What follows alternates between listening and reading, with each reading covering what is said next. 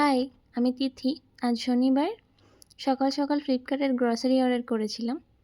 আজকে অর্ডার করার কোনো কথা ছিল না, কিন্তু হঠাৎ করে আমার পছন্দের লেটুস পাতাটা অ্যাভেলেবেল হওয়ায় সকাল সকালে অর্ডার করে দিয়েছি বিছানা থেকেই। তখনও গেটও খোলা হয়নি। তো তাড়াহুড়ো করে গেট খুলে সমস্ত কিছু জল টল দিয়ে ব্রাশ করে নিলাম। এই গ্রসারিগুলো এসে গেছে। আর এখানে আমার সামনের মাসের গ্রসারি আর এই মাসের কিছু প্রয়োজনীয় জিনিস, যেমন এই ধনেপাতা, লেটুস পাতা, টক দই, আরও কিছু জিনিস আছে, সেগুলো নিয়েছি। তো এইগুলো আমার আজকের অর্ডারের কথা ছিল না, কিন্তু এই যে লেটুস, এর জন্যই অর্ডার। এটা আমি স্যালাডে ইউজ করি। বেশ কিছুদিন ধরে এটা অ্যাভেলেবেল হচ্ছিল না, তো এটা আসায় আমি অর্ডার করে নিয়েছি। ফ্লিপকার্টের এই 10 মিনিটের অর্ডারটা ভীষণ কাজে দেয় এখন।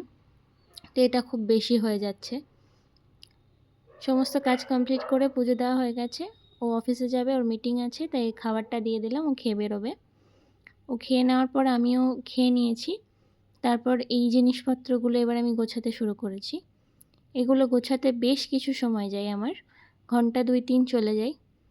আমার কিচেনটা যতটা সুন্দর, এর পেছনে খাটনি আমার ততটাই বেশি। যারা এই ধরনের কিচেন ইউজ করো তারা জানো এইসব কিচেনগুলোকে মেনটেন করা কতটা কষ্টদায়ক।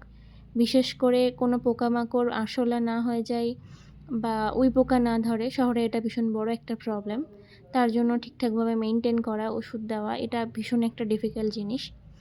তো এই কিচেনটাকে যেদিন আমি পরিষ্কার করি সেদিন আমার একটা সারা দিন চলে যায়, আমরা দুজনে মিলে করলেও।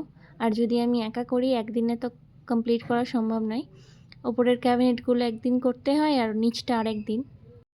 তো আজকে আমার কাজ মোটামুটি কমপ্লিট হয়ে গেছে। প্যাকেটগুলো গুছিয়ে নিচ্ছি।